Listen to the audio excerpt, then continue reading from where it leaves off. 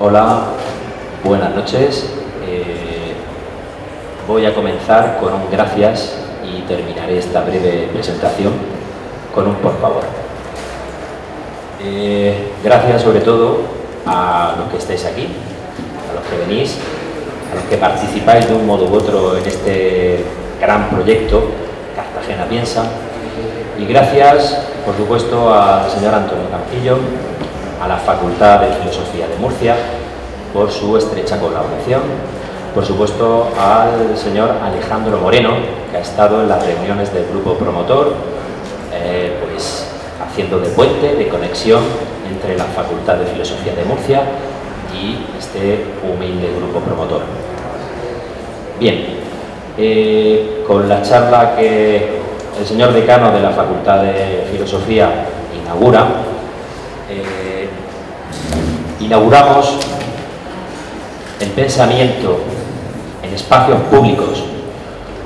Abrimos fronteras y los ofrecemos estos eventos y esta actitud y esta acción de pensar profundamente en los retos y en los problemas de la sociedad de hoy, para todos y por todos.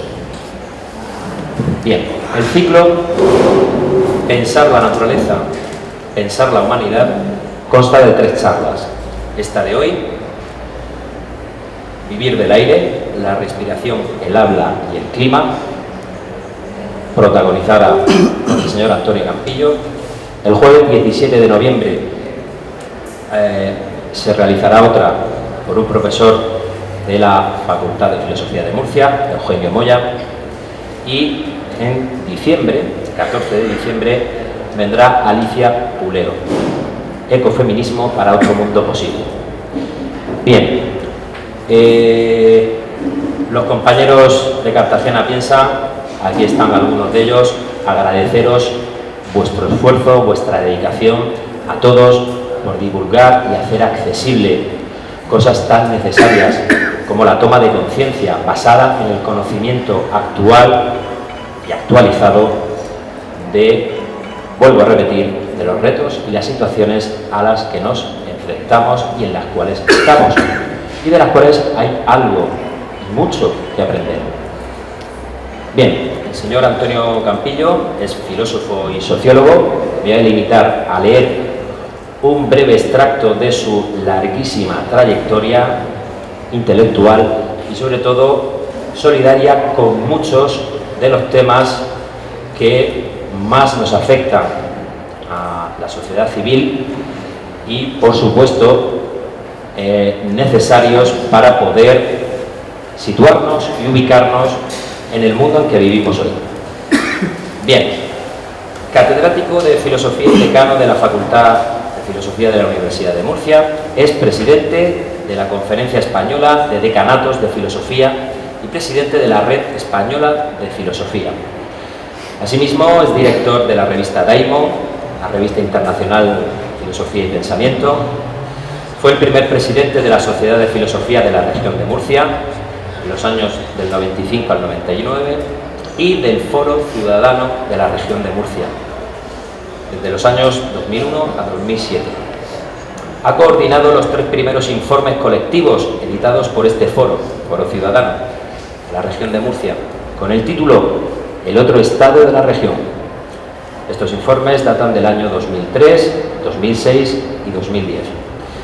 Asimismo, ha sido investigador visitante en el Centro Michel Foucault de París en el año 95 y en el Instituto de Filosofía del CSIC, los años 2009 y 2010.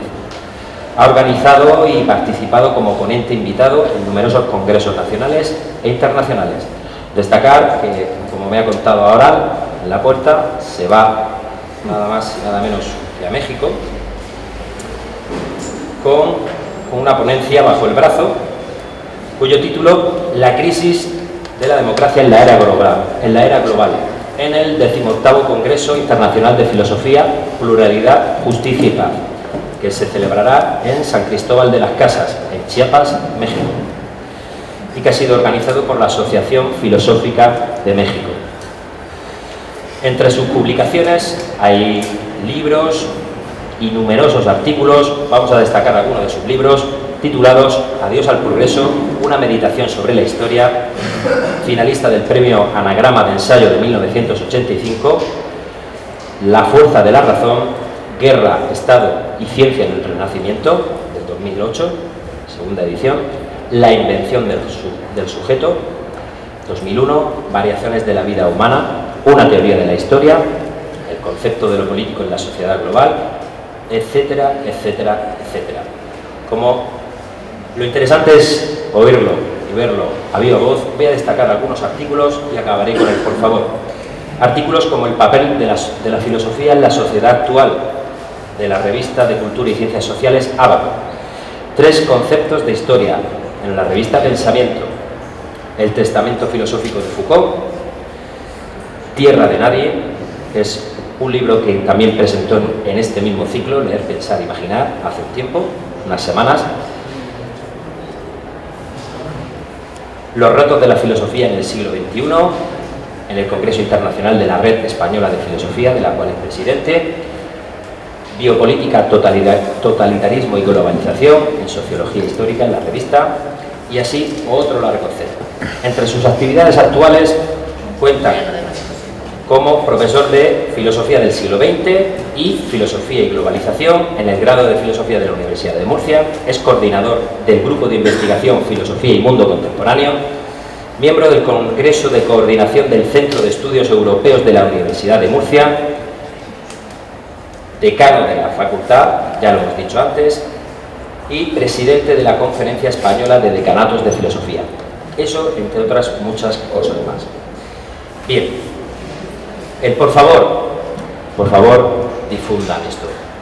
Y, por favor, tengan en cuenta que este grupo promotor y este gran proyecto, aupado y apoyado por la Universidad Politécnica de Cartagena, la Universidad de Murcia, con su Facultad de Filosofía y su decano aquí al frente, queremos transmitir un ejemplo, que es: otro mundo es posible, otra forma de vivir es posible, siempre y cuando el conocimiento sea compartido y su aprendizaje también. Es tarea de cada uno de nosotros coger el relevo que hoy deja Antonio Campillo.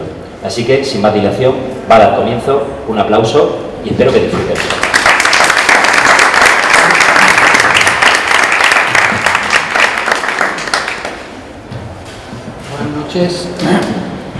Buenas noches, tengo la voz bajita. Bueno, lo primero,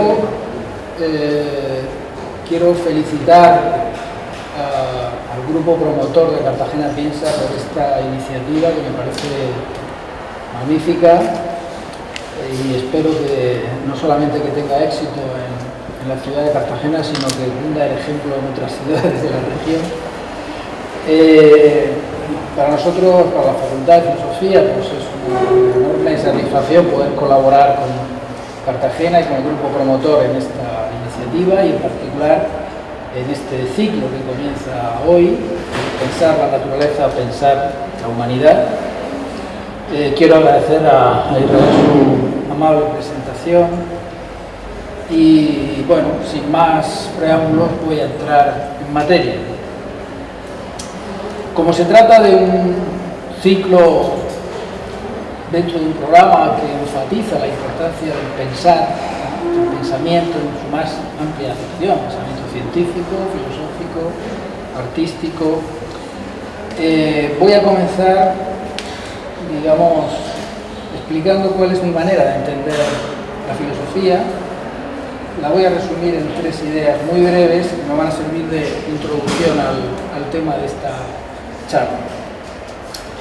En primer lugar, yo creo que la tarea de la filosofía en general, del pensamiento, consiste en construir mapas simbólicos para que los seres humanos podamos orientarnos en nuestra relación con el mundo, con nuestros semejantes y con nosotros mismos. Por tanto, esto que Kant llamaban los pensadores profesionales, los filósofos como pensadores profesionales, tenemos como tarea analizar las relaciones entre el mundo en el que habitamos, el mundo físico, el nosotros, es decir, la comunidad humana, y el yo. Sí, este soy mucho mejor, de acuerdo. se oía nada. Sí.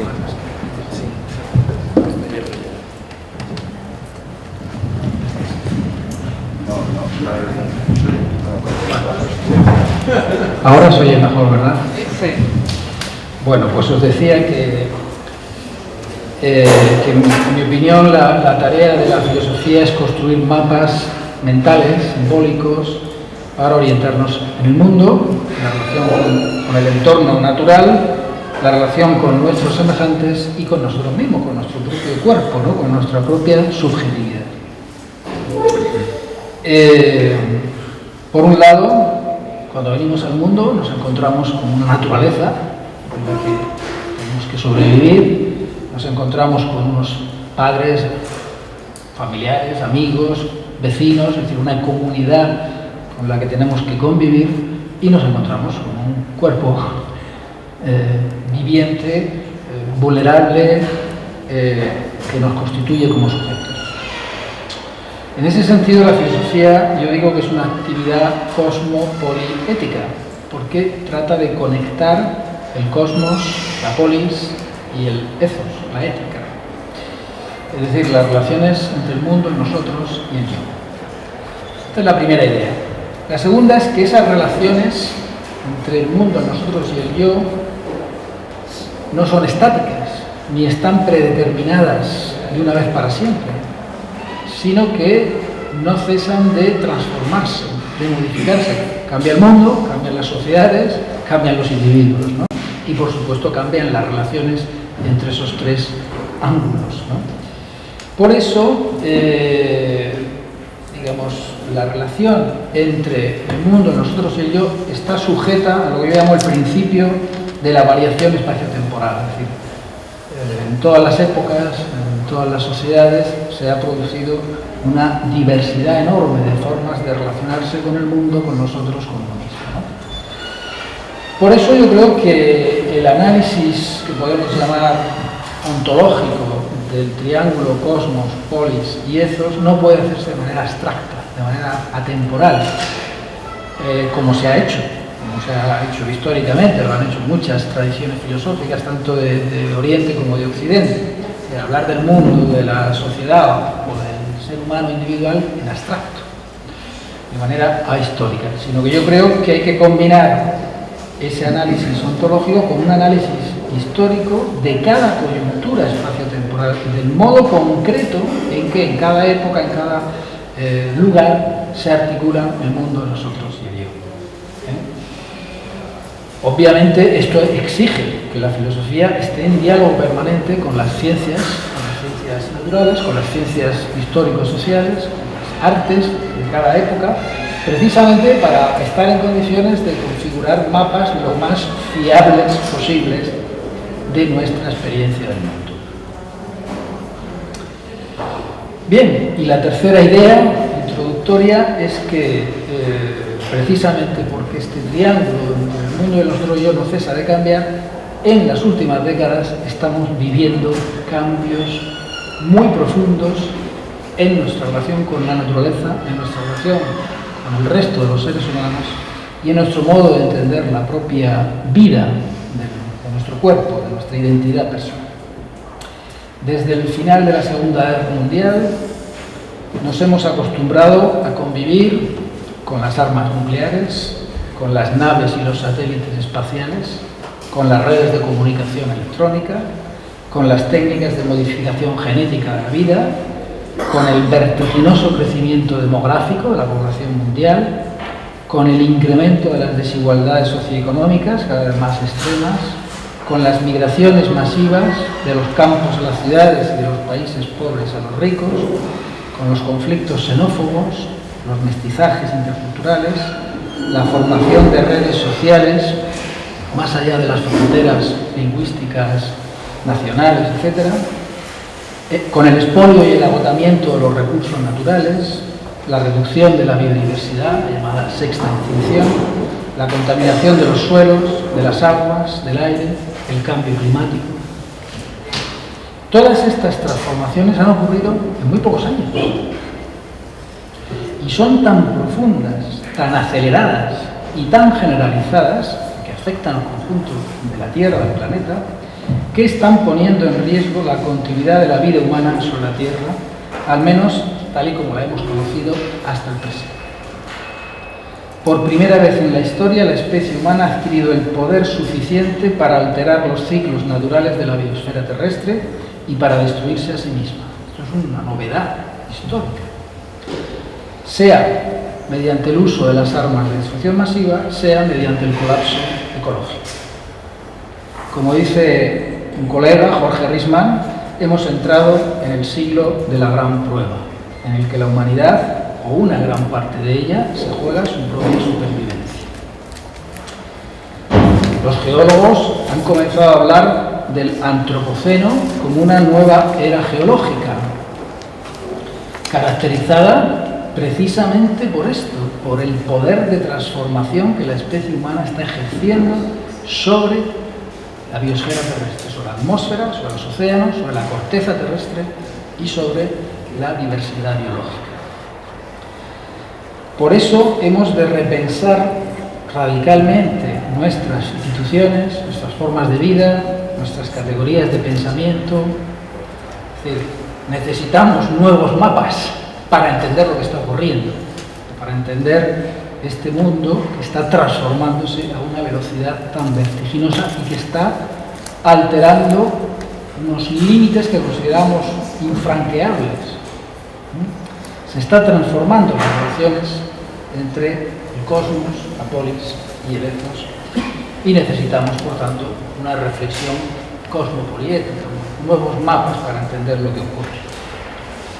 Pues bien, en esta charla, esta tarde, voy a intentar hacer un pequeño ejercicio de reflexión cosmopoliética, no solo para repensar nuestra condición humana en general, sino para comprender la especificidad de nuestra época, de los cambios que están ocurriendo en nuestra época.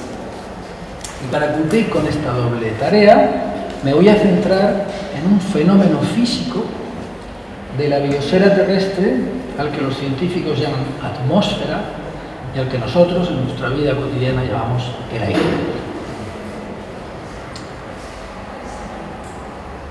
Voy a construir un mapa, digamos, dinámico, es decir, por así decirlo, un atlas histórico, ¿no? Un mapa también del tiempo, de cómo han ido cambiando las cosas en el tiempo. Espero que de este modo podamos comprender un poco mejor la situación en la que nos encontramos y orientarnos un poco mejor en el mundo en que vivimos, precisamente para poder decidir qué debemos hacer, no solo como individuos, sino también como ayuntamientos, regiones, estados, como humanidad, ¿no? Voy a tomar, por tanto, el fenómeno físico del aire como el hilo conductor que me va a ir llevando, ¿no? Y espero llevaros yo a vosotros a través de este relato, una especie de relato de cómo ha ido cambiando la relación de los seres humanos con el mundo a través del análisis del aire. Voy a empezar citando a un escritor y pensador judío, Elías Canetti, que era de origen, bueno, sus antepasados eran españoles, sefardíes. Él nació en Bulgaria, en el antiguo Imperio Otomano. En el año 1936, escribió lo que voy a leeros, hace 80 años. La civilización occidental se ha alejado de toda la sutil problemática del respirar y de la experiencia respiratoria. La psicología de los hindúes tenía justamente este tema por objeto. A nada se halla el hombre tan abierto como al aire. En él sigue moviéndose como Adán en el paraíso. El aire es la última propiedad comunal. Les corresponde a todos los miembros de la humanidad. No ha sido previamente repartida. Incluso el más pobre puede hacer uso de ella. Y este bien último, que ha sido propiedad de todos, ha de envenenarnos a todos juntos. Lo sabemos, pero aún no lo sentimos, pues nuestro arte no es la respiración. Es impresionante, ¿verdad? Y profético. Bueno, pues lo tomo como frontispicio de la reflexión que voy a desarrollar ahora. El aire efectivamente es uno de los hilos que tejen la trama de la vida. Es solo uno de los hilos, hay muchos otros. Tal vez es el más sutil, imperceptible, que pasa más desapercibido, pero sin él no existiría la gran diversidad de la vida terrestre. Sin él no habría plantas ni animales, sin él no habría seres humanos.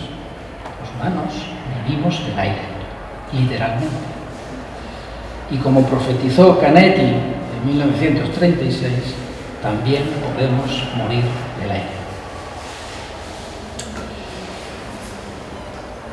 El aire que envuelve la Tierra, la atmósfera, es uno de los estados de la materia, estado gaseoso, en cuyo seno aparece y se desenvuelve la vida, junto con la corteza terrestre, todos los fenómenos, la tectónica de placas, los fenómenos volcánicos, las fumarolas submarinas, etc., los océanos, es decir, el agua líquida y la radiación solar, ¿no? Los 4 elementos del Empédocles, ¿no?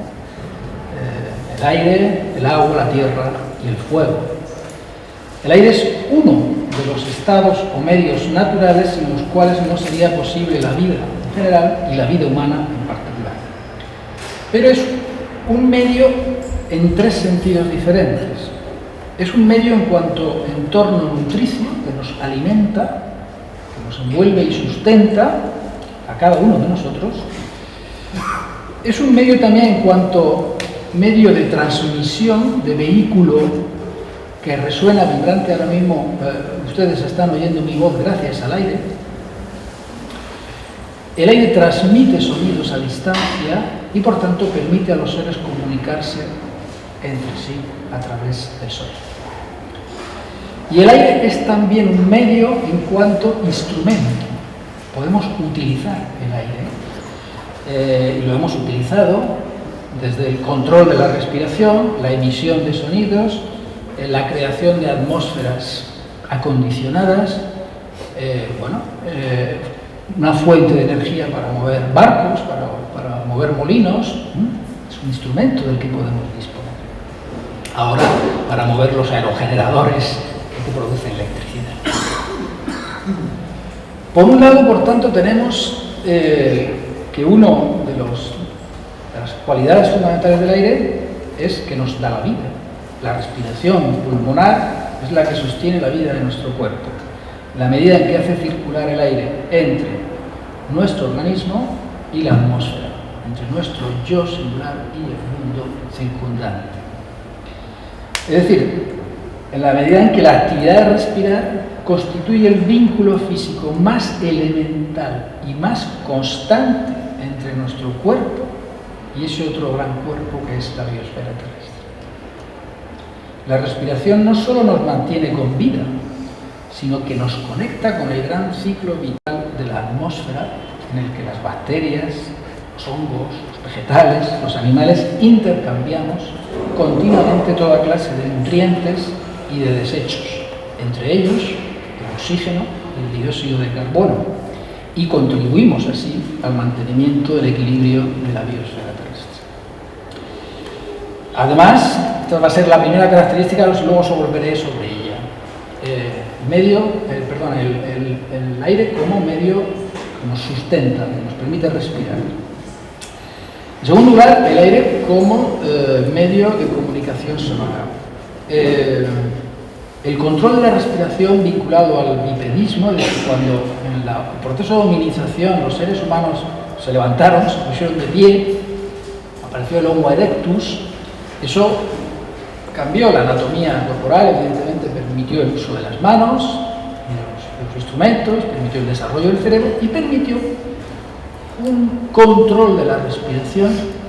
Sabéis que el Homo sapiens es un Homo viator, es decir, un individuo anatómicamente constituido para no solo caminar con 2 pies, sino para correr y para controlar la respiración mientras corre. Bueno, pues se han hecho muchas investigaciones recientemente, en los últimos años, para analizar de qué modo ese bipedismo y ese desarrollo del control de la respiración hizo posible adquirir la fonación, la capacidad de hablar, porque hablar es administrar el aire, es una técnica de control de la respiración.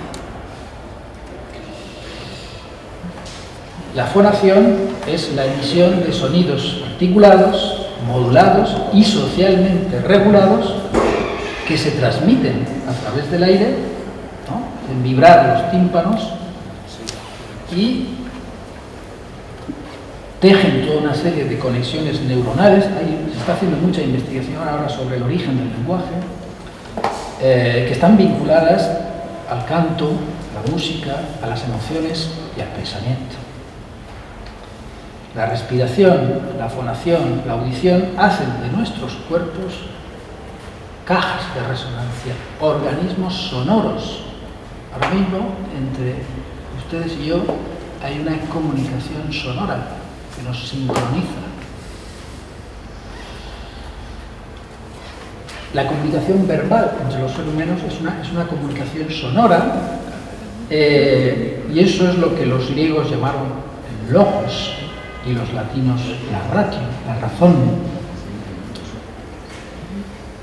El lenguaje como una técnica corporal de control de la respiración, de emisión de sonidos articulados convencionalmente constituidos que permiten la comunicación.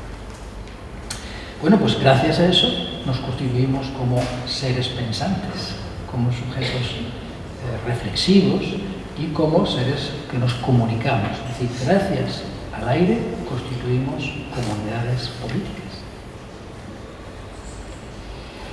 Este doble vínculo tejido por la respiración, el vínculo vital entre el yo y el mundo, y el vínculo verbal entre yo y nosotros, es el que permite efectivamente que surjan comunidades humanas sostenidas por un logos común, por un pensamiento colectivo. Pensad que las primeras comunidades, por ejemplo, practicaban la danza y el canto y el ritmo, es decir, la sincronización de los seres humanos es inicialmente corporal, rítmica, sonora, ¿no? Y volvemos cada vez que bailamos, cada vez que, ¿no? Es decir, a esta especie de comunicación primaria, ¿no?, de nuestros cuerpos como cajas de resonancia que se sincronizan, que se conciertan entre sí, ¿no? El concierto como... Bueno, pues al mismo tiempo, ese nosotros, para poder reunirse, como estamos ahora en esta sala, poder congregarse en un espacio y perpetuarse en el tiempo, necesita construir espacios artificiales. Espacios acondicionados para el habla, para que podamos oírnos. Si estuviéramos en medio del campo, posiblemente no me pudierais oír, ¿no?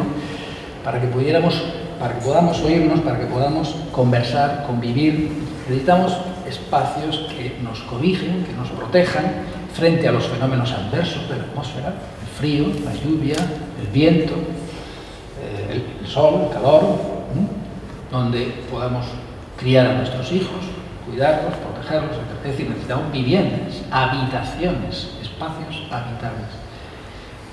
Eso quiere decir que necesitamos modelar el mundo físico, acondicionarlo para poder vivir en él. Nosotros no vivimos en el aire libre, no vivimos a la intemperie, ¿no? Oh, sí, vamos a ir a la calle. Desde las comunidades más antiguas buscaron refugios, cuevas, ¿no? Luego construyeron chozas, cabañas, y luego iglús, es decir, el ser humano necesita crear construcciones, espacios artificiales. ¿Y qué consigue con eso? Crear atmósferas habitables. Modela el aire. Por ejemplo, calentándolo, fuego, calentándolo, acondicionándolo, regulando la temperatura, la humedad. Hemos aprendido desde la prehistoria a crear atmósferas acondicionadas, por tanto, habitables. Por todo eso, es decir, por la respiración, por la comunicación, por la habitación,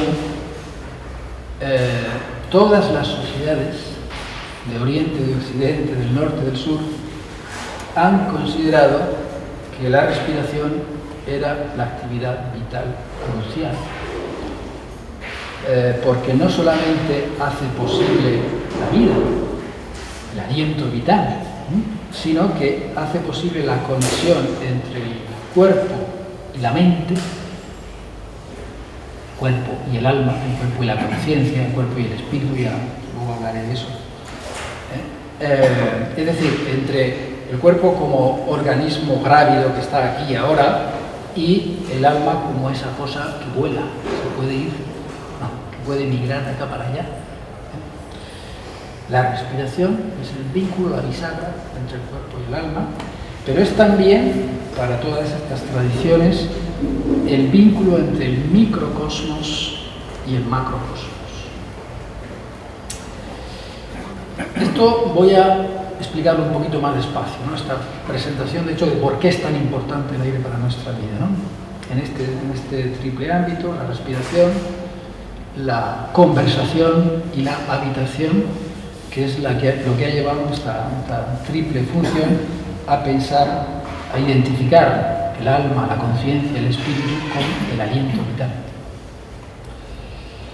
Primero, en cuanto a la respiración, a nuestra conexión con el aire, con la atmósfera, hoy sabemos mucho sobre la historia de la vida sobre la Tierra, sobre la historia de la atmósfera. La atmósfera tiene una historia.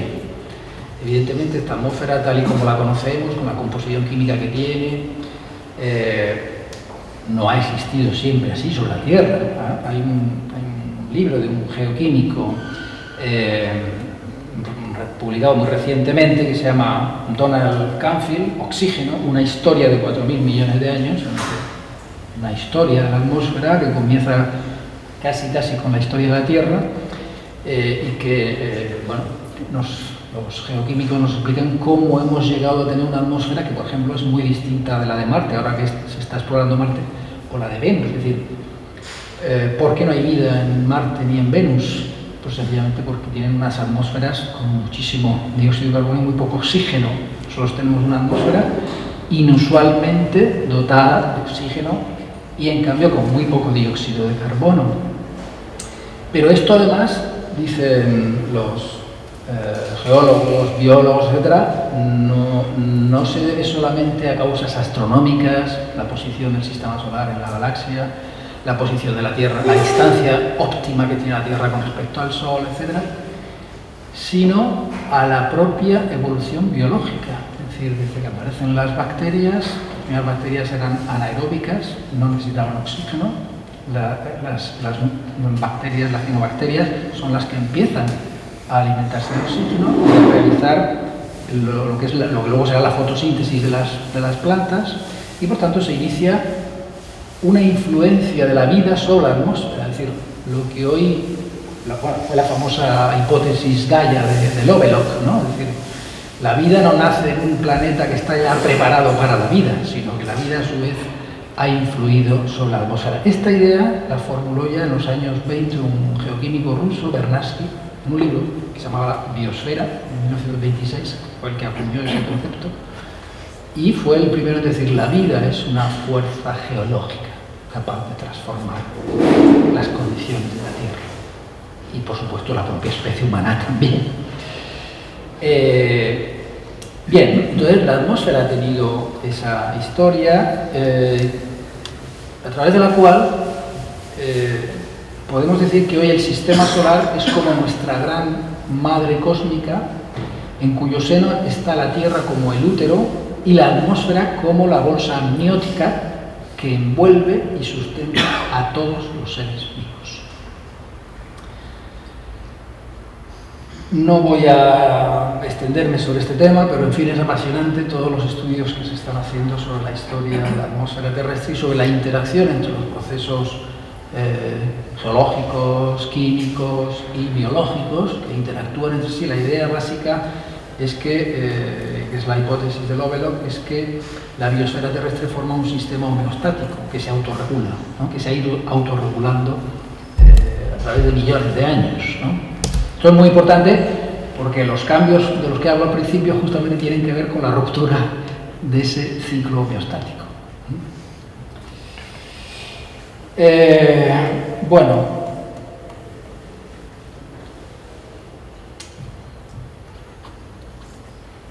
los gases que componen la atmósfera terrestre, esto también conviene para antes de luego la reflexión que haremos sobre el cambio climático. Los gases que componen la atmósfera terrestre producen en nuestro planeta un efecto invernadero natural que es imprescindible, porque es esa membrana protectora que por un lado absorbe los rayos ultravioleta del Sol mediante la conversión de oxígeno en ozono, por eso es tan importante la capa de ozono, nos protege de los rayos ultravioleta, y por otro lado retiene el calor superficial de la radiación infrarroja y por tanto mantiene caliente la superficie terrestre. Si no fuera por eso, por esa membrana que constituye la atmósfera, por eso digo que es como una bolsa amniótica, la Tierra estaría a 15, 18, 20 grados bajo cero.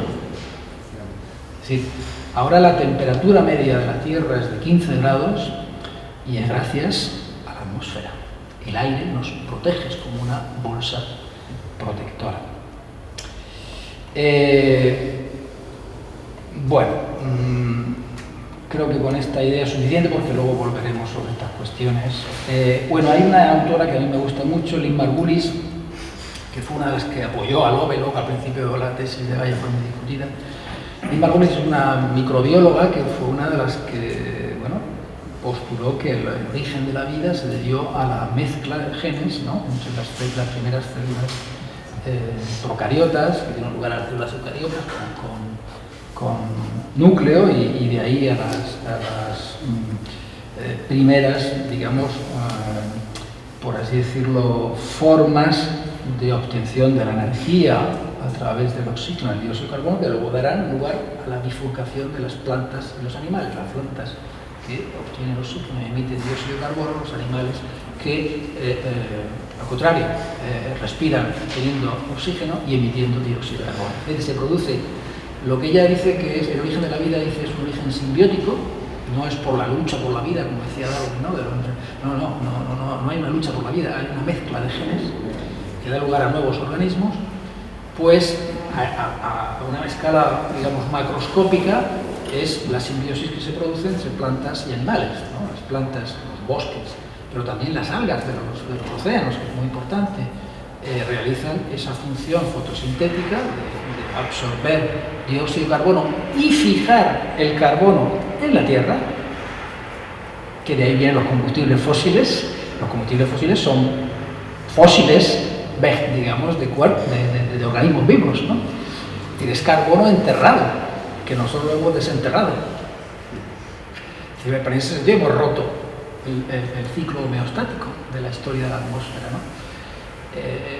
Las plantas y las algas lo que hacen es absorber el dióxido de carbono, descomponerlo y enterrar el carbono.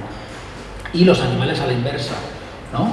Obtenemos oxígeno y emitimos dióxido de carbono. Por eso para nosotros son tan importantes los bosques, las plantas, la vegetación, ¿no? Dependemos de este ciclo, ¿no? Respiramos el aire que emiten, el oxígeno que emiten las plantas. Bien,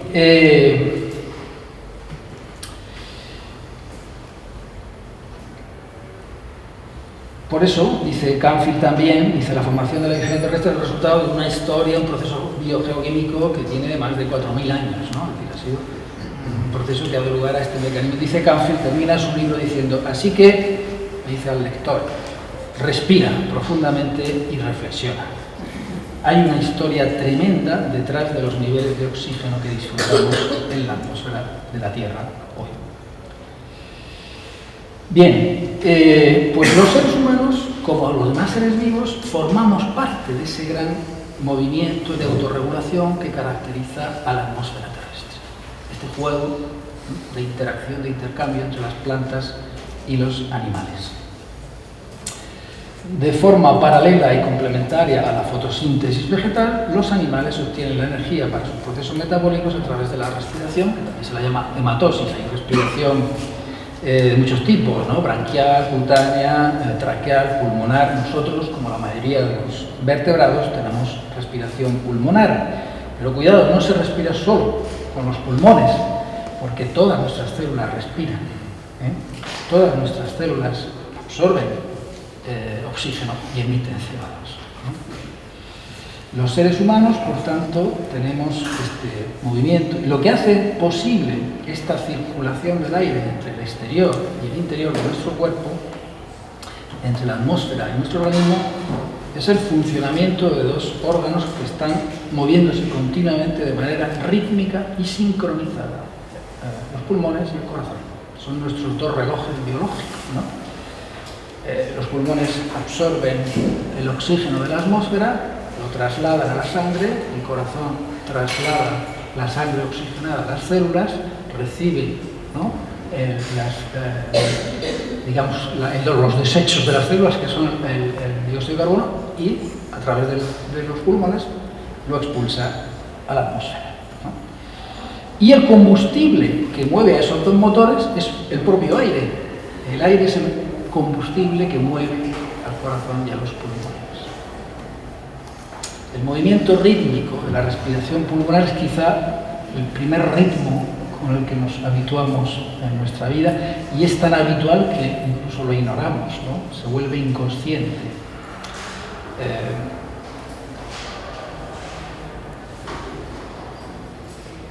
La vida de nuestro organismo depende del funcionamiento rítmico y sincronizado de la respiración pulmonar y la circulación sanguínea, a través de las cuales se produce el intercambio de oxígeno y dióxido de carbono entre el interior del cuerpo y el exterior de la atmósfera. Y la muerte sobreviene cuando se interrumpe ese intercambio de aire entre nuestro cuerpo y la atmósfera, cuando se produce la parada cardiorrespiratoria irreversible. Desde el momento en que nacemos, desde el momento en que somos expulsados o extraídos del útero materno, donde habíamos sido gestados, y se nos expone a lo abierto del mundo, desde que se rompe la bolsa protectora que nos envolvía y se corta el cordón umbilical que nos mantenía vinculados al cuerpo de nuestra madre, comenzamos a tener un cuerpo separado, diferente, singular, único, dependiente y vulnerable. Es entonces cuando comenzamos a experimentar el límite y a la vez lo ilimitado, es decir, la brecha abierta entre nuestro menudo y frágil cuerpo de recién nacido y el inmenso e inabarcable mundo que nos rodea. Eso ocurre cuando nacemos. Mientras estamos en el útero materno, no tenemos esa experiencia. Al nacer se produce una brecha, una herida, es el corte del cordón umbilical que nos separa de nuestra madre, y entonces estamos vulnerables en el mundo, en lo abierto del mundo. Una brecha que, por cierto, deja su marca indeleble en el ombligo, como huella del cordón umbilical cortado. Pero tras el nacimiento comenzamos a contar con otro tipo de cordones umbilicales que nos religan con el gran útero cósmico y sin los cuales no podríamos preservar nuestro cuerpo viviente y vulnerable. Y uno de esos cordones umbilicales es la respiración. El niño, cuando salimos del útero materno, se nos corta el cordón umbilical y perdemos el vínculo nutricio con la mujer que nos ha gestado durante meses, a través de la cual respirábamos, a través de la cual recibíamos el alimento. A partir del nacimiento, la respiración pasa a ser el nuevo cordón umbilical que nos une a ese otro cuerpo viviente, que es la biosfera terrestre, y que nos hace vivir. Nacer es comenzar a respirar y morir es dejar de respirar. Desde que salimos del vientre materno, la respiración es la condición más elemental de nuestra vida en la Tierra y el vínculo físico más básico que nos une al mundo circundante. Literalmente vivimos del aire, vivimos porque respiramos y durante el tiempo en que respiramos. El primer contacto del recién nacido con el mundo exterior y la inspiración, el traumático llanto que le abre las vías respiratorias y le hace inhalar un inicial soplo de aliento y con él el aire del mundo exterior que le permitirá vivir. Y el último contacto del moribundo con el mundo circundante es la expiración, es decir, la traumática agonía que le lleva a exhalar el último suspiro, el ahogo del cuerpo que le hará morir. Vivimos mientras respiramos, mientras hacemos circular el aire entre el exterior del mundo y el interior de nuestro cuerpo, y morimos cuando esa circulación del aliento vital entre el yo y el mundo se interrumpe definitivamente. Una persona normal respira de media 21.000 veces cada día. un acto que repetimos sin pensar. Nadie es consciente, esto lo dice un asmático, nadie es consciente de la constancia de ese acto reflejo, de la precisión y regularidad que demanda hasta que le falta el aire, como a los asmáticos, ¿no? Bueno, me voy a saltar cosas. Hay debates hoy interesantísimos, por ejemplo, sobre, claro, la ingeniería genética, o sea, toda la medicalización de nuestra vida, que afecta al nacimiento y a la muerte, ha planteado unos problemas enormes para determinar el momento del nacimiento, porque hay niños prematuros, ahora mismo los niños prematuros pueden sobrevivir gracias a las incubadoras y todas las técnicas médicas y tal, pero ¿qué les ocurre a los niños prematuros? Yo tuve una hija prematura, que no pueden respirar y que les tienen que poner campanas de oxígeno para que puedan respirar, ¿no? Y lo mismo, el mismo debate hay con los... esto empezó ya a partir de los años 50, cuando empieza la medicalización de la muerte. Los moribundos que son mantenidos con vida artificialmente con ventilación mecánica. ¿Qué ocurre cuando se produce, digamos, el necrosamiento, lo que se llama la muerte cerebral, la incapacidad de respirar por sí mismo, la apnea, ¿no? Y sin embargo se puede mantener al individuo con respiración mecánica. A partir de entonces se planteó todo un debate para ver cómo se determinaba la muerte clínica. Y sabéis que, bueno, hubo declaraciones en Estados Unidos, hubo una comisión en Inglaterra, en muchos países, y hay ahora un cierto consenso, no unánime, hay muchas discusiones sobre eso, para definir la muerte clínica como muerte cerebral, muerte del tronco cerebral, no la mera parada cardiorrespiratoria, que era la manera de determinar tradicionalmente la muerte, ¿no? A uno se le para el corazón, deja de respirar, se le para el pulso, pues ha muerto, ¿no?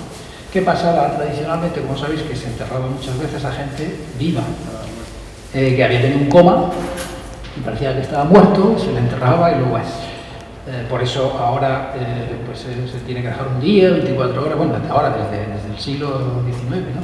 Las leyes exigen dejar un tiempo, porque puede recuperar la respiración el muerto, el supuesto muerto. Bueno, por eso ahora se fija el momento de la muerte con la muerte. ¿Qué significa la muerte cerebral? La muerte cerebral significa que cuando muere el tronco cerebral, el individuo ya no puede volver a respirar por sí mismo. Y eso ha sido muy importante en estos últimos años para facilitar los trasplantes de órganos. Porque fijaos, determinamos la muerte de un individuo, pero podemos mantener con vida sus órganos y trasplantarlos. Entonces, bueno, esto plantea muchos debates bioéticos y tal, ¿no? Pero el modo de determinar la muerte al final es la incapacidad del individuo para respirar por sí mismo. Bueno, esto me llevaría muy lejos, lo voy a...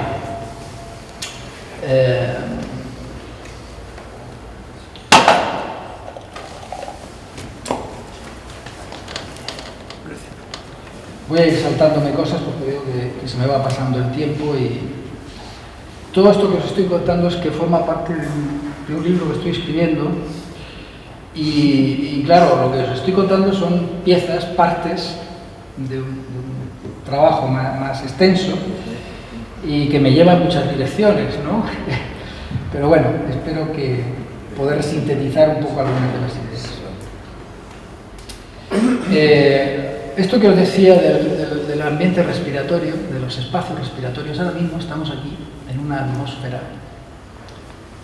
que no solamente tiene características físicas, la temperatura del aire, la humedad que hay, sino también la respiración nuestra, el calor humano, suelen decir, las voces, los ruidos. Es decir, hablamos de atmósferas también en el sentido social, ¿no?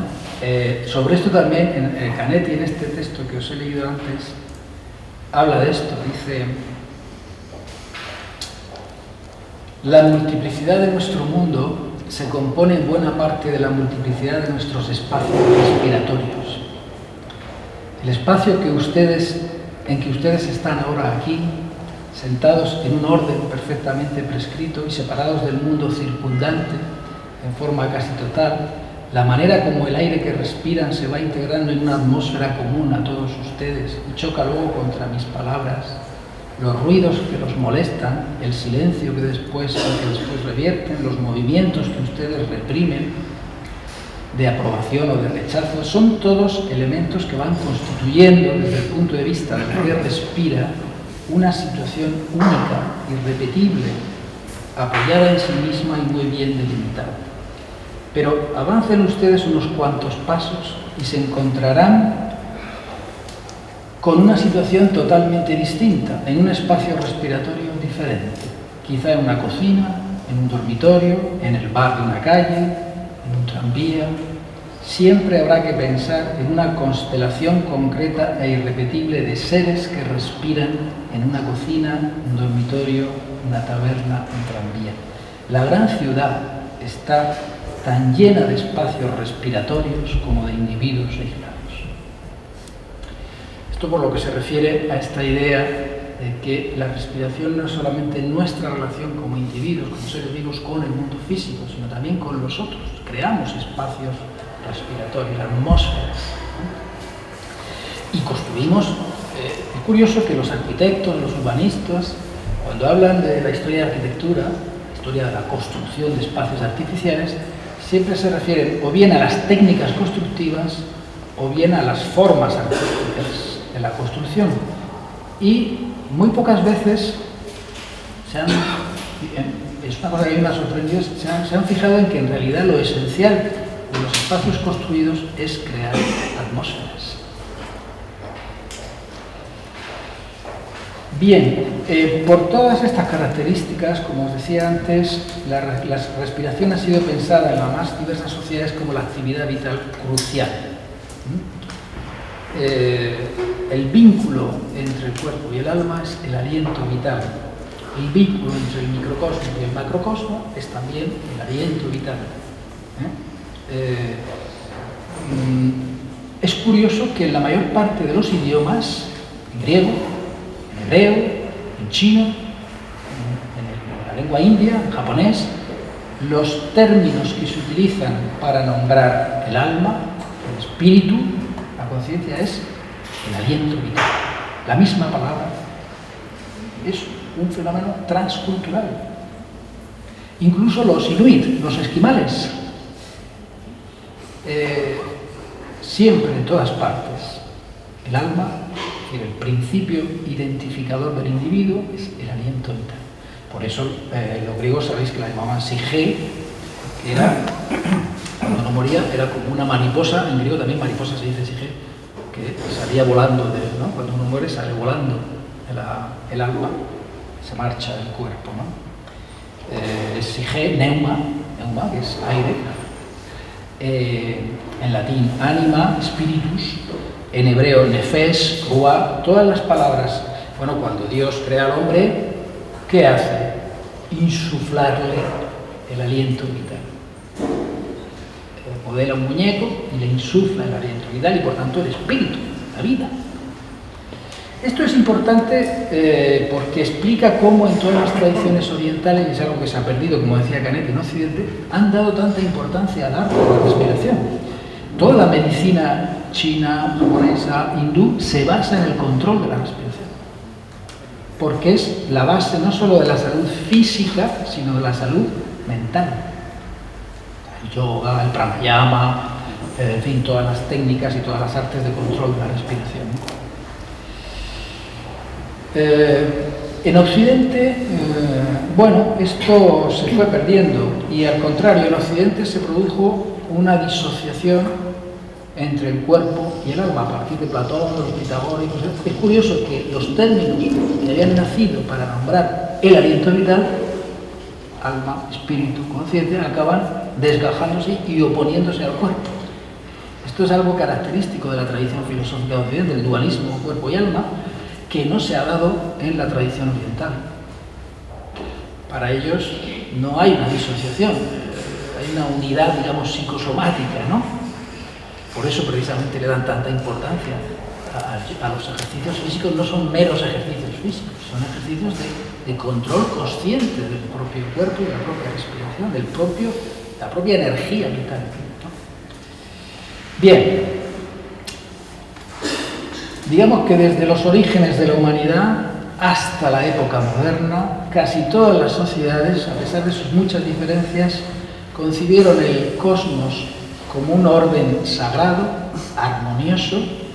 La palabra griega cosmos alude precisamente a eso, a algo bello, bien hecho, y postularon que los seres humanos debían acomodar las reglas de su subjetividad ética y estética, y las leyes de la convivencia política al orden del cosmos.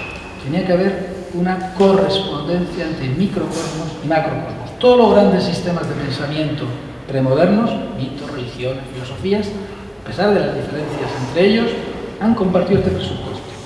La exigencia de que el microcosmos humano se autorregule mediante la imitación y la sincronización con el macrocosmos terrestre y celeste. Voy a citaros dos fragmentos, uno de un filósofo griego, presocrático, y otro de no sé si llamarlo filósofo, un pensador, uno de los grandes pensadores chinos, Chuang-Tzu. Vivieron en la misma época, pero en dos civilizaciones que se ignoraban entre sí. A mediados del siglo VI a.C., escribe Anaxímenes de Mileto: así como nuestra alma, Sige, al ser aire nos mantiene cohesionados, el soplo, neuma, y el aire, aer, abarca a todo el cosmos. Hay una unidad, una correspondencia entre el aliento vital y el aire del cosmos. Chuang-Tzu, hacia el año 500 a.C., dice: el nacimiento del hombre es una condensación de la energía vital, del soplo vital, el chi que dicen los chinos. Su condensarse es la vida, su dispersarse la muerte. Si así se acompañan la muerte y la vida, ¿por qué habría yo de congojarme? Pues los seres todos no son sino uno solo. Por eso se dice: el universo mundo es una sola y única energía vital, Ji-Chi, y de ahí la mucha estima en que el sabio tiene a la unidad. Y el que tanto para Anaxímenes como para Chuang-Tzu hay una correspondencia entre el aliento vital que me mantiene a mí vivo y el aliento vital que mantiene el orden del mundo.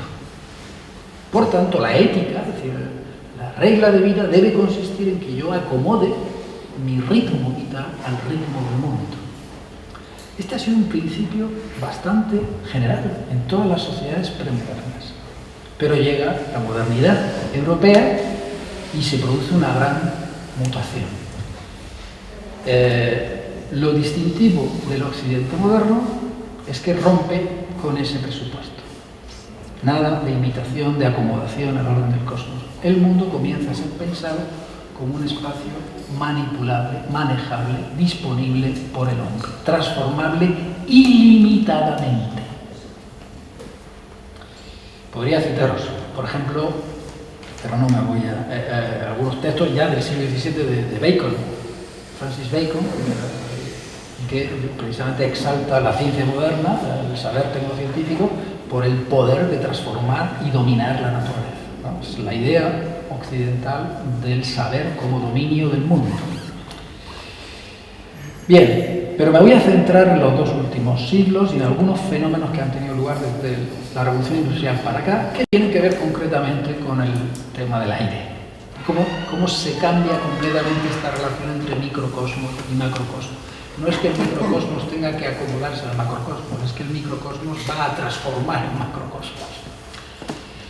Voy a enumerar muy rápidamente algunos fenómenos. El capitalismo industrial, como sabéis, comienza con el uso de combustibles fósiles. Se habían usado antes, el carbón, el petróleo se conocían, pero era un uso muy limitado. Es con la invención de la máquina de vapor, del ferrocarril, de los telares, de los trenes, en fin, todas las máquinas que ya no son movidas por la fuerza animal ni por la fuerza humana, sino que son movidas por la energía producida por los combustibles fósiles, se inicia la revolución industrial, que consiste en extraer del suelo, de las minas, de los depósitos donde estaba enterrado el carbono, sacarlo a la superficie y emitirlo a la atmósfera, devolverlo a la atmósfera.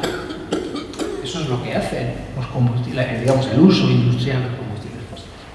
Entonces se inicia la contaminación del aire. Los humanos comenzamos a alterar la atmósfera terrestre y comienzan a proliferar las enfermedades respiratorias. Pero esto ya comienza del siglo XIX en los mineros, los que trabajaban en las minas, en los obreros que trabajaban en las fábricas, los que vivían en los barrios, en las barriadas industriales que no tenían ningún tipo de servicios ni de condiciones, digamos, de vida. De hecho, una de las primeras quejas del movimiento obrero tenía que ver con eso, con la salubridad del aire, de las condiciones insalubres en las que trabajaban en las minas, en las fábricas, de las condiciones en las que vivían las viviendas, etc. A eso se va a añadir que ya en el siglo XIX Pasteur y Koch descubren que además a través del aire se transmiten los microbios patógenos, ¿no? Las enfermedades, los virus, las bacterias como agentes patógenos que respiramos a través del aire. Entonces comienza a aparecer por primera vez la idea de que estos espacios urbanos, que son espacios domesticados, protegidos, acondicionados, donde se puede vivir frente a la intemperie, se invierte el esquema. Las ciudades comienzan a ser experimentadas como lugares donde el aire está viciado, el aire está sucio, está contaminado, es enfermizo, produce y transmite enfermedades, y entonces hay que irse al campo, a la montaña, a la playa, donde hay aire puro, a respirar aire puro, limpio, y los médicos empiezan a recomendar para muchos enfermos sanatorios, ¿no? Balnearios, etc. Es decir, empieza toda una medicina, practicar el deporte al aire libre, incluso comienza la primera protección de espacios naturales. En Estados Unidos fueron los primeros en comenzar a crear santuarios naturales para proteger el aire libre, donde la gente pudiera ir a pasear, a respirar, etc. Bueno, pues este problema que se inicia en el siglo XIX, a lo largo del siglo XX se ha ido agravando cada vez más. Digo, el problema de la contaminación del aire y de las enfermedades asociadas a la contaminación del aire. Voy a citaros un informe de septiembre de este año, de la OMS, la Organización Mundial de la Salud. Un informe sobre la contaminación del aire y sus efectos sobre la salud y la vida de la humanidad. Ginebra, 27 de septiembre de 2016. Según la OMS, el 92% de la población mundial respira hoy aire contaminado. Solo en 2012 murieron 6,5 millones de personas por la contaminación del aire. 11,6% de todas las muertes del mundo. Bueno, esto está basado en un estudio sistemático de 3.000 ciudades de todo el mundo y además se puede consultar porque tiene una web interactiva que permite, digamos, conocer cómo está cada una de las ciudades del mundo. Dice la subdirectora general de la OMS, la doctora Flavia Bustreo, para que las personas estén sanas deben respirar aire limpio, desde la primera inhalación hasta la última. La Agencia Europea de Medio Ambiente considera que la contaminación atmosférica en España causa 27.000 muertes prematuras cada año. Ciudades como Madrid o Barcelona superan con frecuencia los umbrales de contaminación que la OMS considera graves para la salud. Sin embargo, cuando esas ciudades quieren adoptar medidas, por ejemplo, limitar la circulación de vehículos en el centro de la ciudad, pues chocan con la resistencia de la propia población. Este es el primer fenómeno novedoso, ¿no? Somos los seres humanos que empezamos a contaminar la atmósfera. El segundo ocurre a partir de la Primera Guerra Mundial, cuando el ejército alemán comienza a emplear por vez primera, en 1915, un gas tóxico como arma de guerra. Que, por cierto, al químico que inventó este gas tóxico le dieron luego el premio Nobel. Es lo que Sloterdijk, un filósofo alemán, llama el nacimiento del atmoterrorismo, el terrorismo atmosférico. Pues evidentemente enseguida lo copiaron los franceses, los británicos, y todos empezaron a usar gases tóxicos. Ahí se conservan muchas fotos de la Primera Guerra Mundial, ¿no?, de los soldados y la población con cámaras de gas. Claro, era un arma terrible porque se libera a la atmósfera un gas tóxico y los soldados no pueden dejar de respirar. En todas las guerras premodernas, una táctica habitual de guerra consistía en asediar los pueblos, las ciudades, quemar las cosechas, cortarles la llegada de agua, envenenar las fuentes, los pozos, ¿no? Sí, justamente impedir que esas poblaciones pudieran alimentarse y beber agua. No se mataba directamente al enemigo, pero se destruía su hábitat vital para forzarle a rendirse, ¿no? Pues bien, a partir de la Primera Guerra Mundial aparece un nuevo modo de asesinar o de matar al enemigo, que es la intoxicación del aire con gases específicamente diseñados en laboratorios científicos y producidos por la industria química como un nuevo medio de guerra, porque el aire, si nos da la vida, también puede matarnos. Esta es la primera experiencia de la guerra química, que por cierto, este fenómeno fue el que dio lugar a la reflexión de Canetti. La reflexión de Canetti se apoya en esta experiencia de la guerra química. Pero los gases tóxicos fueron las primeras armas de destrucción masiva, antes que las armas nucleares, fueron lanzados desde tierra. Pero luego empieza el uso de los aviones, el uso militar de los aviones, y comienzan a ser lanzados desde el aire. Pensad, por ejemplo, en el gas mostaza que lanzaba a Estados Unidos en la guerra de Vietnam. Todavía hoy siguen naciendo niños con deformaciones congénitas en Vietnam por el napalm, por el gas que en los años 60 lanzaba a Estados Unidos en Vietnam. Pero el gas tóxico no se utilizó solo en la guerra. Pensad en los sistemas de ejecución penal en Estados Unidos, las cámaras de gas. Y pensad en el nazismo. El gas se utiliza también como sistema de exterminio masivo por parte del régimen nazi. Y cuando termina la guerra, los mismos gases, las mismas industrias químicas que habían fabricado esos gases, los reconvierten para la agricultura y comienza la industria de la producción de insecticidas y plaguicidas químicos que empieza a matar insectos, pájaros, durante los años 50 y 60. Y aparece una bióloga en Estados Unidos, Rachel Carson, que escribió un libro muy famoso, La primavera silenciosa, en el año 62, porque se dio cuenta, llegaba la primavera y no había pájaros, no se oían los pájaros. Claro, porque el DDT estaba matando toda la cadena trófica. El aire, por tanto, se convierte en un medio de muerte, de dar muerte a los humanos y a los demás seres vivos, por el uso de gases tóxicos y también por la invención de la aviación y por el uso de la aviación para bombardear a las ciudades. Hay un general italiano, Giulio Douhet, que en pleno régimen fascista, en 1927, escribe un libro que se llama El dominio del aire, donde dice que los ejércitos tienen que comenzar a estructurarse en función de los elementos del medio, porque ¿no? La tierra es cuando empieza el ejército del aire. Había ejército de tierra, había marina, ¿no? Y a partir de los años 20 y 30 empieza a haber un ejército del aire. El aire comienza a ser y además se va convirtiendo poco a poco en el medio preferido de las grandes potencias para, como lo veis en Estados Unidos, la guerra aérea es la principal forma de hacer la guerra que tiene hoy Estados Unidos, ¿no? Los bombardeos. Ya se vio ya en la Segunda Guerra Mundial, los grandes bombardeos de las ciudades alemanas por las tropas británicas, el Atlántico por la aviación británica, estadounidense, etc., que concluyó con las dos bombas de Hiroshima y Nagasaki.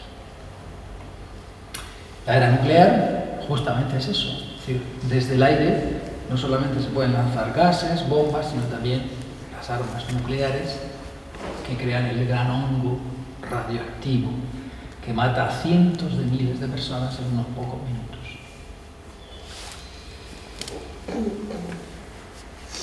La Guerra Fría, como sabéis, fue una carrera para fabricar misiles de corto alcance, misiles intercontinentales con cabezas nucleares cada vez más potentes, bueno, una competición a ver quién construía bombas más potentes y misiles de más largo alcance y más rápidos, que provocó, como sabéis, el temor a un holocausto nuclear, a un invierno nuclear, es decir, a que se creara realmente una gran cámara radioactiva alrededor de la atmósfera terrestre. Estamos en condiciones de poder hacerlo. Y junto a esta carrera nuclear se produjo también la carrera espacial, la carrera de la conquista espacial, es decir, enviar al espacio satélites, animales, luego hombres. Y hoy día el aire no solamente nos permite comunicarnos verbalmente, sino que todos nuestros sistemas de comunicación por satélite también se transmiten a través de la atmósfera. Pues bien, el último episodio de este proceso a través del cual hemos ido alterando la atmósfera terrestre que nos daba la vida es el cambio climático antropogénico. Es un episodio que, aunque hay quien lo sitúa ya en la Revolución Industrial, en el siglo XIX, comienza a acelerarse desde los años 50 para acá, ¿no? El incremento de la temperatura media de la Tierra, que se conoce como el cambio climático antropogénico, que se debe fundamentalmente a la acumulación de gases de efecto invernadero. Es un problema distinto de la contaminación. Hay muertes por contaminación y hay muertes por cambio climático, ¿no? por incremento de la temperatura del aire. Desde el año 88, la comunidad científica empieza a publicar los famosos informes del panel intergubernamental sobre el cambio climático. El último, el quinto, se publicó en 2015 y, como sabéis, los informes son cada vez más alarmantes.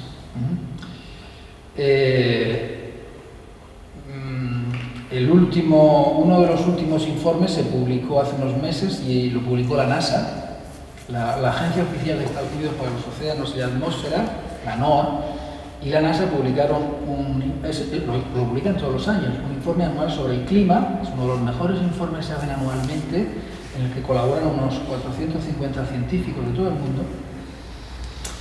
Bueno, pues según este informe, el año pasado, el año 2015, batió el récord histórico en emisión de gases de efecto invernadero, el récord histórico en incremento global de las temperaturas y el récord histórico en aumento del nivel del mar. Por primera vez desde que se tiene el registro, es decir, 1880, la temperatura media de la superficie terrestre se ha incrementado en 1 grado, o sea, desde 1880 se ha incrementado 1 grado. Ahora, fijaos el dato. Respecto a 2014, en un año, o sea, en 2015, con respecto a 2014, se incrementó la temperatura media de la Tierra en 0,1 grados. 0,1 grados en un año. Eso quiere decir, en 10 años, 1 grado. En 20 años, 2 grados, en 30 años, 3 grados. Es decir, al ritmo de incremento que se está produciendo, en 2050 llegaremos a estar 4 grados más de temperatura. Recordáis que el Acuerdo de París, que se firmó en diciembre, decía que no más de 2 grados a lo largo del siglo XXI. Bien, 2016 está siendo más caluroso que 2015. Acaba de publicarse otro informe diciendo que septiembre de 2016 es el mes de septiembre más caluroso desde que se tienen registros. Y posiblemente el año completo de 2016 supere a 2015. Es decir, se está produciendo una aceleración del incremento de la temperatura media de la Tierra. Esto es que el microcosmos, es decir, nosotros, la especie humana, nos hemos convertido en una fuerza geológica que está alterando un ciclo de millones de años que había permitido el mantenimiento de la vida sobre la Tierra. Por eso los geólogos están empezando a hablar ya de una nueva era geológica y además la fecha, en 1950, según ellos, se inicia el Antropoceno. Acaba el Holoceno y se inicia el Antropoceno, es decir, una era en donde se producen alteraciones geológicas de la corteza terrestre, de la atmósfera, de los residuos radioactivos, de, bueno, muchos, digamos, cambios geológicos que ellos han analizado y han medido, que son inducidos por la acción humana, que no se deben ni a fenómenos astronómicos ni a fenómenos, digamos, naturales, sino a la propia acción humana. Voy a ir terminando. En 2001, todas estas transformaciones han provocado una revolución epistemológica, porque los propios científicos, curiosamente ahora mismo, el discurso más revolucionario que hay en el mundo es el de los científicos. Es decir, son los que están diciendo esto no puede seguir así. Nos estamos jugando la supervivencia de la especie. No lo dice un líder revolucionario desde el punto de vista político, no hay ningún movimiento, no, lo están diciendo los informes más técnicos, más rigurosos de la comunidad científica. Lo que ocurre es que, como sabéis, hay una especie de negacionismo instalado en los medios de comunicación, en la clase política, en los grandes organismos internacionales que siguen como si no pasara nada, ¿no? Entonces hay una disociación hoy entre el discurso científico, aquí estamos para promover el pensamiento público, el discurso científico y las decisiones políticas. Tenemos unas élites políticas y económicas completamente incultas, en el sentido de que ignoran completamente el estado de la ciencia hoy. Decía Ulrich Beck, un sociólogo alemán que murió hace poco, que necesitábamos una nueva ilustración ecológica, decía él, como la del siglo XVIII. Hoy tenemos unas élites que ya no son déspotas ilustrados, son déspotas ignorantes, ¿no? Necesitamos una nueva ilustración científica, pero en clave ecológica, ¿no? Bueno, pues en 2001 publicó lo que se conoce como Declaración de Ámsterdam sobre el Cambio Global. Fue un documento suscrito por científicos de más de 100 países, que son los científicos que están trabajando en los principales programas internacionales de investigación sobre el cambio ambiental global. El Programa Internacional de la Geosfera y la Biosfera, el Programa sobre las Dimensiones Humanas del Cambio Global, el Programa sobre el Cambio Climático Global, el Programa sobre la Diversidad Biológica. Los científicos que están trabajando en los programas ahora mismo más importantes del mundo sobre todos los cambios ecológicos que se están produciendo, firman una declaración y constituyen una asociación que se llama Asociación de las Ciencias del Sistema Tierra. Es decir, dicen, tenemos que empezar a trabajar con un nuevo paradigma científico, entender el sistema Tierra como un sistema a la vez geológico, químico, físico, humano, y por tanto trabajar conjuntamente de manera interdisciplinar las distintas ciencias para comprender precisamente todos los procesos que se están produciendo en el sistema Tierra.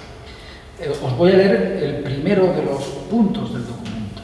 Dice así: la Tierra se comporta como un sistema único y autorregulado, formado por componentes físicos, químicos, biológicos y humanos. Las interacciones y retroalimentaciones entre las partes componentes son complejas y presentan una variabilidad temporal y espacial a nivel multiescala. La comprensión de la dinámica natural del sistema Tierra ha avanzado notablemente en los años recientes y brinda una profunda base para evaluar los efectos y las consecuencias del cambio impulsado por el ser humano. Es decir, le están diciendo a los señores científicos, a los empresarios, es decir, a los que dirigen el mundo, señores, no tomen decisiones a tontas y a locas, es decir, las acciones que llevamos a cabo los seres humanos, precisamente porque las hacemos millones de seres humanos a gran escala, porque somos ya 7.300 millones de seres humanos, cuando éramos 1.000 millones solamente al comienzo de la revolución industrial, tienen efectos a largo plazo sobre el conjunto del sistema de la biosfera terrestre que repercutirán sobre la propia especie humana. Bien, pues hay ya muchos científicos, filósofos, sociólogos y tal que están en esta dirección de tenemos que cambiar nuestros mapas mentales, tenemos que cambiar nuestros paradigmas conceptuales para comprender el mundo en que vivimos y para poder tomar decisiones sensatas, decisiones bien pensadas, ¿no? Y termino como he empezado, es decir, necesitamos repensar nuestra relación con el mundo físico, con la biosfera, nuestra relación con nosotros, con la humanidad que ya forma una sola comunidad global, y nuestra relación con nuestro propio cuerpo, nuestra propia vida individual. Digamos que necesitamos una ciencia del aire, una política del aire y una ética del aire. Como decía Canetti, necesitamos un nuevo arte de la respiración para aprender a vivir en esta sociedad del siglo XXI. Muchas gracias.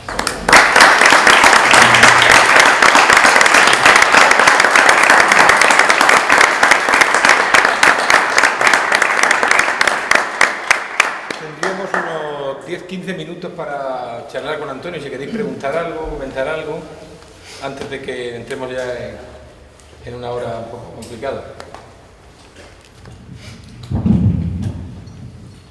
O sea que a vuestra disposición.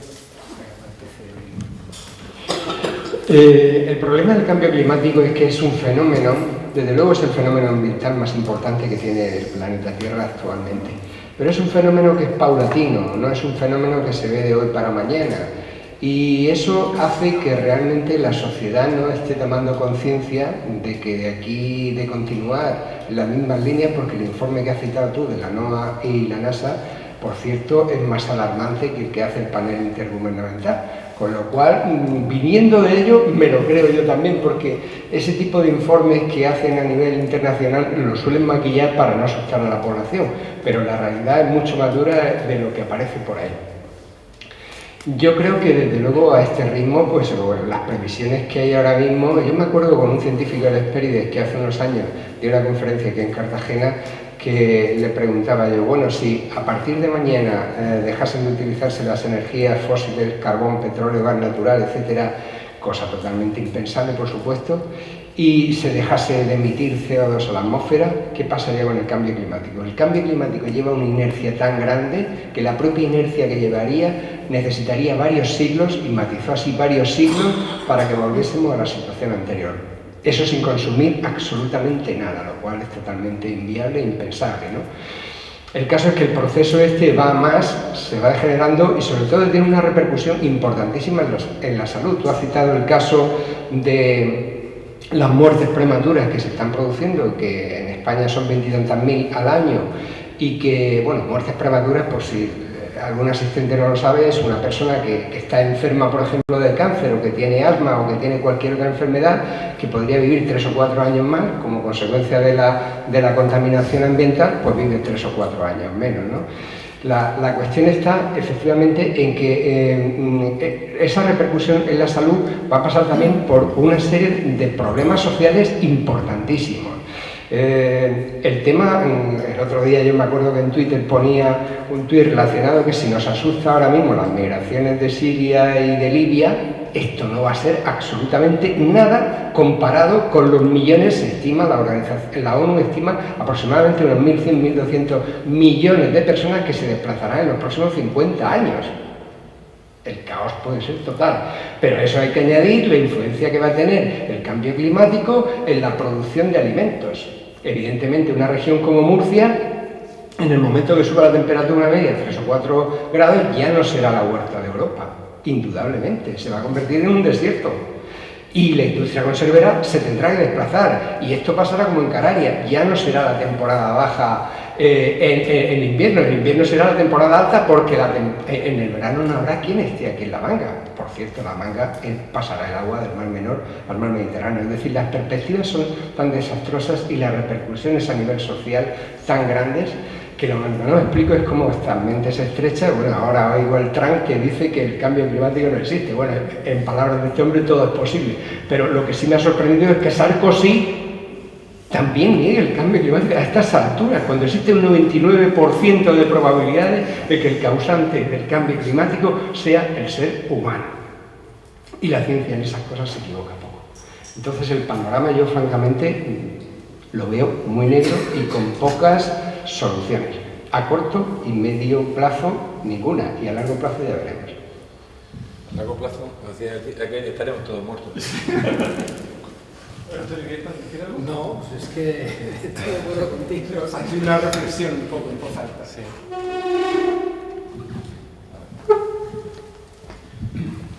A ver si me sé expresar.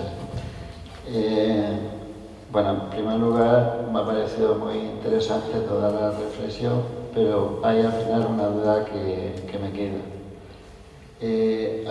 Aparte de estar de acuerdo en ese aspecto que ha dicho él, que ha reflejado él, hay uno que al final se llega a una contradicción del mismo ser humano. Porque si en ese principio de relación que tienen todos los seres vivos con el medio ambiente, consigo mismo y con todo su entorno, y que lo ha ido manifestando también a través de la importancia del aire, ¿no?, en todo ese proceso. Sin embargo, al final hay algo que el propio ser humano, que está viviendo así, que desde el principio, desde que nace, lucha por mantenerlo, al final llega a la contradicción más absoluta y a romper ese lazo, esa unión.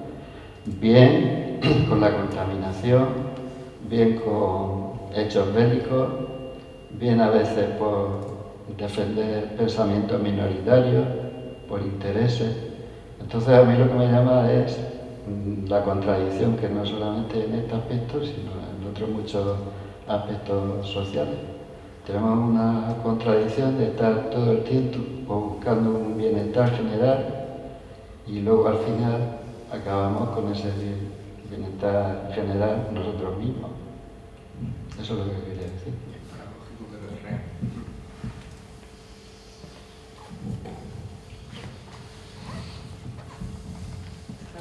Sí. Quería darte las gracias por tus reflexiones, que me han parecido muy interesantes, y estaba pensando sobre todo en la relación que tiene, tal como tú lo has planteado, la respiración como terapia para conocerse a uno mismo. Yo esta tarde venía de un taller de mindfulness y resulta que cuando uno hace respiración consciente, pues se sitúa en un nivel que le permite relacionarse con el otro de una manera distinta. Quiero decir que en el propio aire, en el propio neuma que tú comentabas, podría estar parte de la solución. Uno se conoce a través de su propia calma, de su propia respiración. A su vez, eso le facilita las relaciones con otros. Es cierto que los empresarios que están pensando en ganar dinero no hacen mindfulness, ya lo sé, pero quiero decir, si eso ahora se está fomentando, el mindfulness en los colegios, que es donde nosotros trabajamos, y estamos viendo las ventajas de cambiar nuestra percepción, de estar más tranquilos, y a su vez la percepción de lo que nos rodea, porque realmente se disfruta más del contexto. Entonces tiene muchísima relación lo que tú has comentado, y me gusta mucho la línea argumental, porque yo ahora mismo estoy siendo consciente de ese encadenamiento de lo que es el aire social, el aire personal y el aire que te ayuda a conocerte. Entonces me ha encantado, te felicito por el trabajo.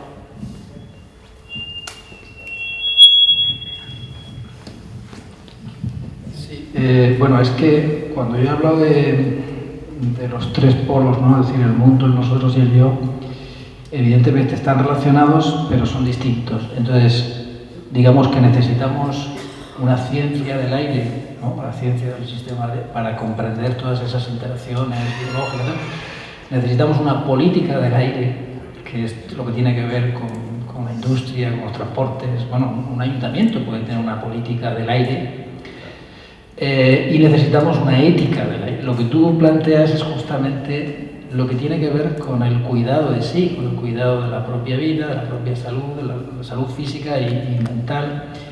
Y ahí efectivamente los occidentales, que es lo que decía Canetti, es que hemos ignorado completamente el arte de la respiración, porque la medicina occidental es dualista.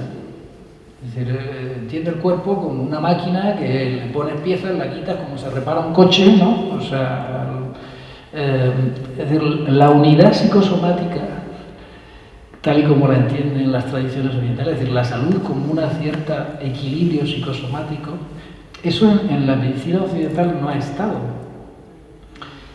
Y por eso ahora se están incorporando muchas técnicas, pues desde el yoga o el tai chi, en fin, todos estos ejercicios que justamente lo que pretenden es dotar a las personas de esa capacidad de pensar sobre el propio cuerpo, porque la respiración tiene una cosa curiosa, es a la vez algo completamente reflejo, que no necesita pensar en ello, porque lo hace automáticamente, pero al mismo tiempo se puede controlar. Está a medio camino, es decir, está a medio camino entre la... Si yo no puedo controlar mi digestión, ¿no? Es una actividad, la actividad metabólica es así, pero la respiración sí. Por ejemplo, cuando camino, cuando corro, cuando hago ejercicios, es decir, yo estoy ejerciendo un control de mi respiración, y al ejercer un control de mi respiración estoy controlando no solo mi cuerpo, sino mi pensamiento. Claro, eso es algo que saben de sobra todas las tradiciones hindúes, chinas, japonesas, etc., y que en Occidente pues estamos empezando ahora a descubrirlo, ¿no? Y yo creo que tiene mucho que ver, evidentemente, con la ética entendida en el sentido del cuidado de sí, ¿no? Pero claro, cuando nos enfrentamos a los problemas de la contaminación o del cambio climático, lo que necesitamos son también políticas públicas, ¿no? Políticas que tienen que ver, pues eso, con el transporte, con las energías renovables, etcétera, ¿no? Que lamentablemente, por cierto, se están haciendo, incluso curiosamente la mayor parte del protagonismo lo están teniendo ciudades, en Estados Unidos, en Alemania, en Francia, hay muchas ciudades que están adoptando ya la política de cero emisiones, de, digamos, transporte público, de energías renovables, etc. Pero en España es sorprendente que, siendo uno de los países que va a ser más afectado por el cambio climático, bueno, teníamos una industria, por ejemplo, aquí de energías renovables. Yo tengo un sobrino que está trabajando en una empresa es físico, está trabajando en una empresa de aerogeneradores, ¿no? Y está asombrado de que España haya dejado, digamos, pasar la oportunidad de ser una potencia en fabricación de aerogeneradores y exportación de aerogeneradores del mundo, y por supuesto en energía solar, teniendo el sol que tenemos, que Alemania produzca más energía solar que nosotros, ¿no? Esto es una cosa sorprendente. Es decir, que es una cuestión también de política del aire, ¿no? Es decir, por ejemplo, en la región de Murcia el otro día, no sé si leísteis, que aquí que hablamos tanto del agua, el efecto de un informe, no recuerdo de quién era, el impacto del cambio climático sobre la evaporación de las aguas en la región alcanzaba el 48% ahora mismo. Habíamos perdido desde en los últimos años un nivel de agua que simplemente se evapora como consecuencia del aumento de las temperaturas. Y en cambio, decidme qué conciencia regional tenemos del cambio climático y qué tipo de políticas ponemos en marcha, supuesto que estamos en la franja donde más lo vamos a sufrir. Es decir, estamos en una área geográfica donde el impacto va a ser brutal y ya lo estamos notando. Entonces tendríamos que tener mucha más conciencia porque somos afectados, simplemente por mirar en el entorno y daros cuenta, en teoría, la Unión Europea obliga a la Comunidad de Murcia a tener una estrategia regional contra el cambio climático. Un documento de estrategia regional. Es un documento puramente formulario. Hay que tener un papel, pues hace un papel. Hay unos cuantos técnicos que escriben en un papel, estamos así, deberíamos de hacer, pero ese debería ser el documento más importante que tendríamos que tener encima de la mesa para guiarnos a ver cómo vamos colectivamente a reaccionar. Pues esa falla, esa distancia, ese gap que hay entre lo que deberíamos hacer y tener conciencia y lo que realmente hacemos en función de donde estamos y en la ciudad en la que estamos, pues es lo que puede llevarnos a una situación verdaderamente catastrófica. Pues sí. Quedan 3 minutos para una pregunta más, para una observación. Hay un factor, yo creo que hay un factor que también no se ha considerado, es lo relacionado con el crecimiento económico. Se insiste desde siempre, sobre todo después de la Segunda Guerra Mundial, el factor del Producto Interior Bruto y que todos los países tengan que tener un crecimiento económico, ¿no? Y ahora con la crisis también, ¿no? Sin embargo, en la década de los años 70, recuerdo que estaba la Escuela de Roma, o así, el Club de Roma, que hablaba de los límites del crecimiento y que ya entonces se estaban planteando que esto no podía seguir en esa progresión. Sin embargo, se sigue insistiendo ¿no? en ese factor. Y cuando ha habido esta crisis económica, una de las cosas que en este país primero se ha hecho es precisamente disminuir las ayudas en investigación a los científicos y a los organismos oficiales. Sin embargo, se ha apoyado y se ha ingresado cantidad de dinero a los que han producido esa crisis económica, que es la banca, ¿no? ¿Qué quiere decir eso? Que el factor importante es la banca, no es los científicos, ¿no? Y entonces eso viene ya no solamente de nuestros políticos, ya viene de la Unión Europea y de Estados Unidos. Con esto quiero decir que el cambio climático está muy relacionado con la economía, y la economía es lo que nos está fundamentando todo esto, ¿no? Mientras se siga con esa idea del crecimiento económico, no se habla del crecimiento económico cero. Podríamos seguir a un mismo nivel y tener un estado de vida, vamos a decir, grato, con calidad, ¿no?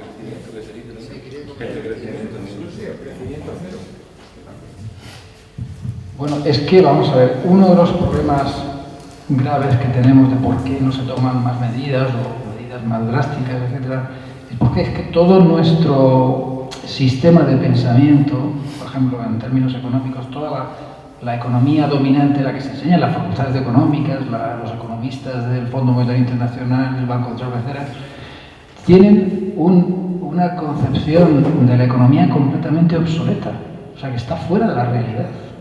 O sea, que no es congruente con el conocimiento que tiene hoy la ciencia de cómo estamos interactuando con el medio natural. Es decir, la extracción de recursos está esquilmando, pero no solamente plantas, animales, bosques, sino incluso recursos mineros, minerales básicos. O sea, el crecimiento ilimitado es sencillamente imposible.